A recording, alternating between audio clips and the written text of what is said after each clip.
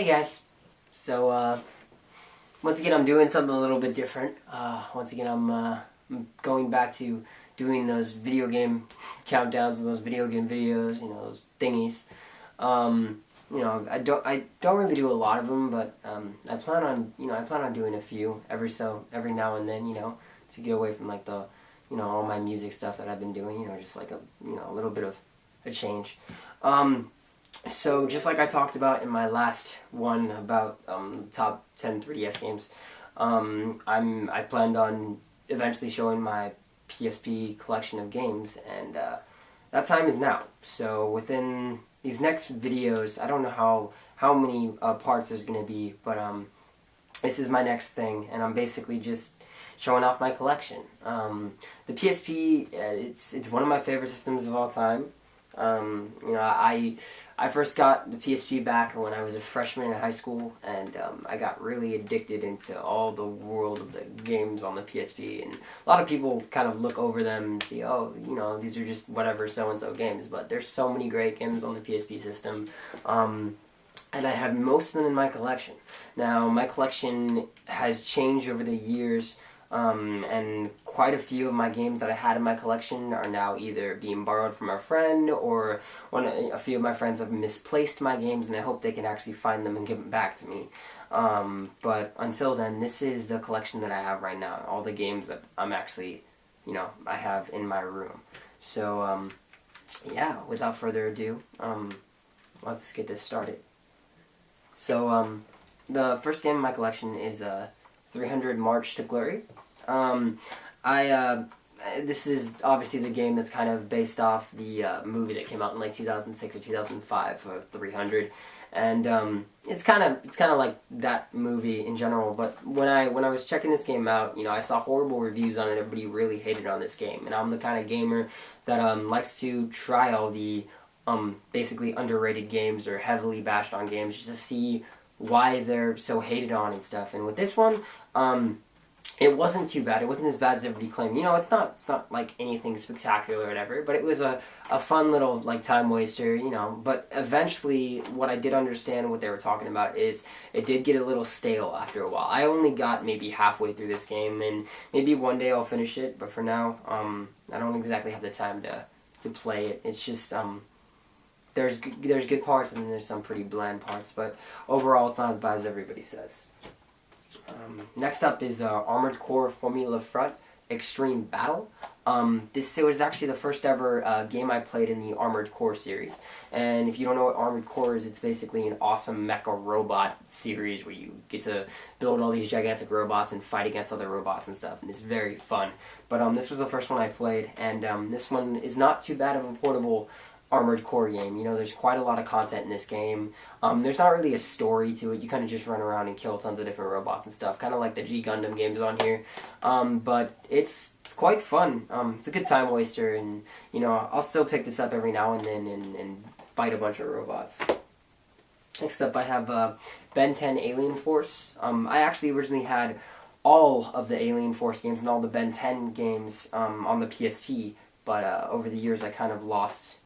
Either I lost them, or a friend still has them and he never actually gave them back or whatever. But this was the first one that I picked up, and this one's like the third in the series. But it was the first one I picked up, and it's a pretty cool game. I mean, you basically do what's in the show, which I've never even seen a single episode of the show. But you play as Ben, and you run around and turn into all these different aliens and fight other aliens, and that's basically it. But it's pretty fun, and there's some pretty cool bosses in this game, and I've actually beaten it.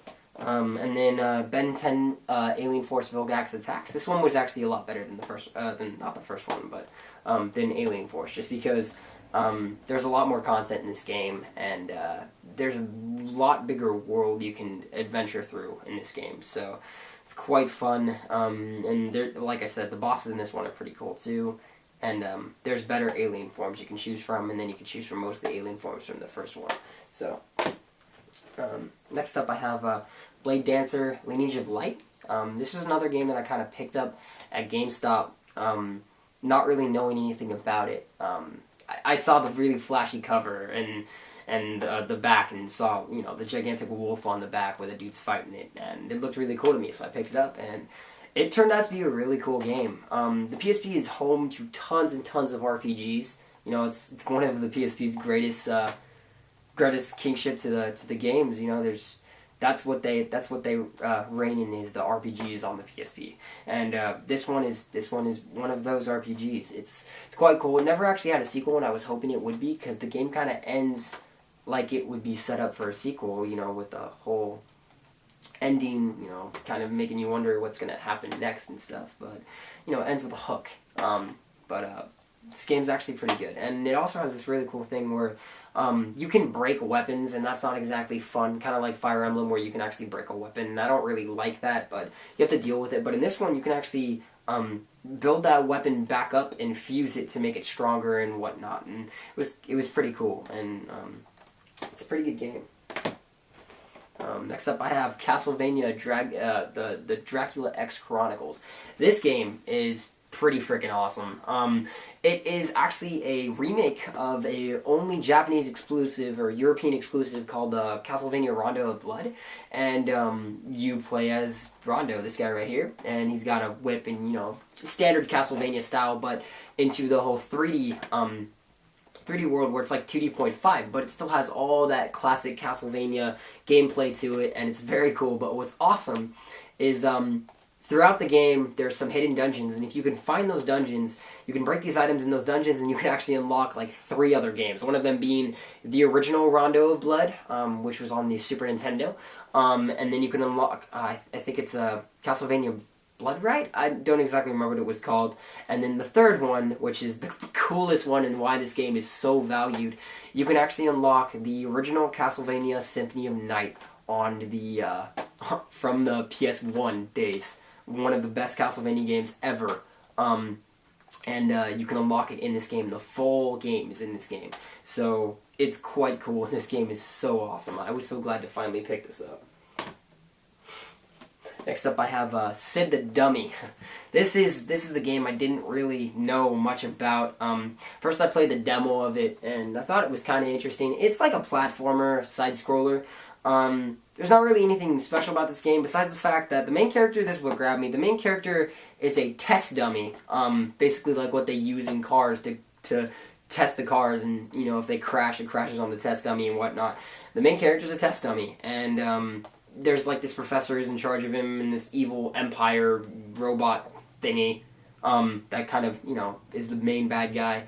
But it's quite cool. I've really not gotten very far yet, and I plan to actually beat this game because it's actually pretty cool.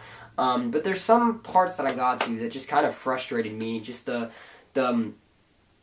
racing parts of the game, the controls are pretty difficult. Like, they're pretty awful, to be completely honest. And I've never been able to get past that part because the controls are just god-awful on that part. The rest of the game controls really well, but it's the racing parts. It's like a top-down racer, and it's just very not very good when it comes to the controls on that part. But I plan on hopefully beating this game, you know, playing more of it later on. Now, next up, I have one of my favorite games on the PSP, and in my opinion, this is a cult classic. This is called Deadhead Fred.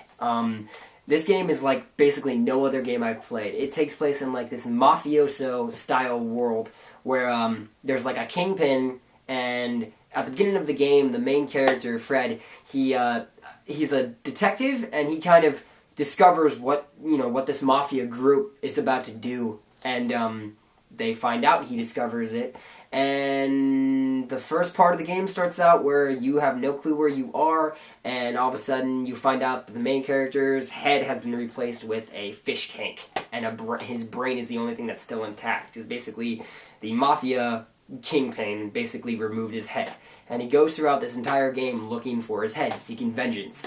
It was actually the first ever M game I picked up. My mom actually bought it for me on my birthday, which was very cool as soon as I turned 17. And it's an awesome game. You basically get to kill all these other monsters and zombies and stuff, and you get to take their heads and use their heads against them. So you get all these superpowers from swapping heads and stuff. And obviously at the end of the game, you'll finally find your head, but until then, you have all these really awesome heads you can get. If you have a chance to pick up this game, definitely pick it up. It's an awesome game. I don't think it would be too expensive. Next up, I have 2 games. One of them is Death Jr., and I do not actually have the box of this game. This is another one of those games that's not known at all. It was the second. This was the only one. This was released on the PSP, but the second one was actually released on the Wii as well as the PSP. And the DS also had one, but I never actually played it. But this is actually a pretty cool series. You play as the Grim Reaper's son, and it's like a third-person shooter, so you get to switch between all these different weapons, and of course you get to use your scythe, but it's also a platformer too. There's many platforming elements in this game, so this is the first one.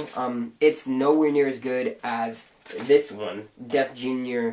2, The Roots of Evil. This one right here is awesome.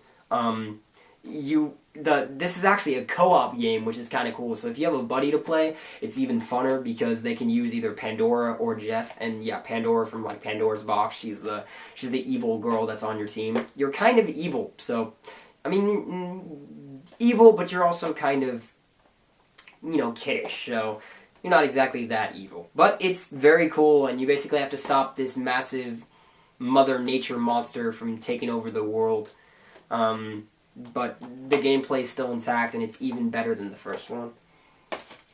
Next up, I have Def Jam Fight for New York: The Takeover. I don't know if this was supposed to be a remake of the Def Jam on the PS2 or not, but I invested many hours into this game when it came out. It plays exactly like the PS2 version. I had the PS2 version first, which is why I picked this up. But there's a different story, and you get to your main character. Basically, you get to a point where you're trying to do... If you don't know what Def Jam is, you fight other rappers. And, like, you know, famous rappers like Eminem and all that stuff like that. They're all in this game. And you basically beat the crap out of all these other rappers. You don't actually rap in the game, but it's just basically like a hood game, you know? Whoever's, you know, takes over each other's hoods and stuff like that. But, it's a very cool game, and you know, there's quite a few of them on the PS2 as well. But this one was quite a cool exclusive. Next up, I have Dissidia Final Fantasy.